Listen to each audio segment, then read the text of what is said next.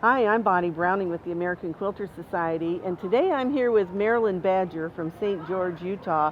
And congratulations for winning the Best of Show, Marilyn. Wow, thank you so much. I'm just totally excited. Oh, well, and I know, with the little water that covered some roads and took them out, it wasn't easy to get here. No, it wasn't, but doesn't matter, high water or anything, I'll get here for this. Well, I just have to tell you, this is such a gorgeous quilt, and it was certainly deserving of the Best of Show. But let's talk about some of the details in it. Okay. Tell me how you put it together. How did you assemble all of this applique? Well, some of it's hand appliqued and some of it's machine appliqued. I did the hand details. The quilt is so special to me because I did a lot of that work when my husband was ill and I was taking care of him. So I could sit there with him. I just kept adding hand details. So, and each time I would add one, he would say, well, don't overdo it.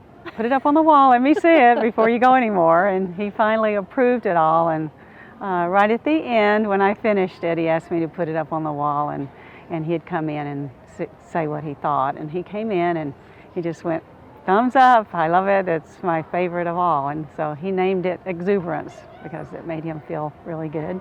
Well, and some of the other detail that you did on here is a lot of the quilting that you put on the veins and the vines and the leaves. Mm-hmm. A lot of the detail that you put on the vines and the leaves really makes those stand out beautifully. So just tell us why you filled them in as much as you did. You know, that just seems to be my style. I can't leave a space unquilted, it seems like. So, and they're pretty small little leaves. I didn't want to just do one little line. I kind of, I try to keep it different and just really nail it down. Well, so when people look at the detail on this, you just have to see that she just did an arc that went back and forth over this stem. And what a wonderful detail that gives to the whole quilt. Well, thank you. I was hoping it would make those stems look rounded. And it does. And like you said, it makes them so that they don't puff up and everything else be flat. Right. Yes.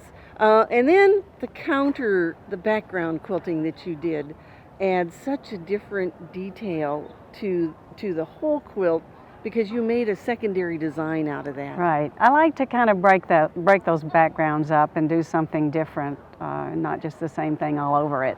Well, and I noticed that you did a double piping around the center section. All right, so now it appears to me that you sewed the piping on the top and the bottom, and then you sewed it down the sides to give you that nice sharp corner that you get there in the corner. I sewed each row of piping on individually. So I put the purple on first and then the red.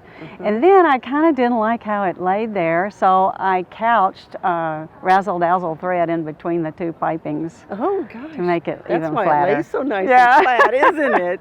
Well, and then you have to look at a lot of the detail in the border of this quilt, because you see the green arcs, but what is so subtle and really is beautiful is that lavender arc that you added between them. Right. And so was there a reason for that? Yes, well, the lavender color was what really spoke to Hartley. That was the thing he loved the most. And so in that border, I wanted to get the color out there. I thought red would be a little too much, so I added the little bits of lavender after I painted the green on. So. Well, it's really effective, and everybody needs to look at that very closely.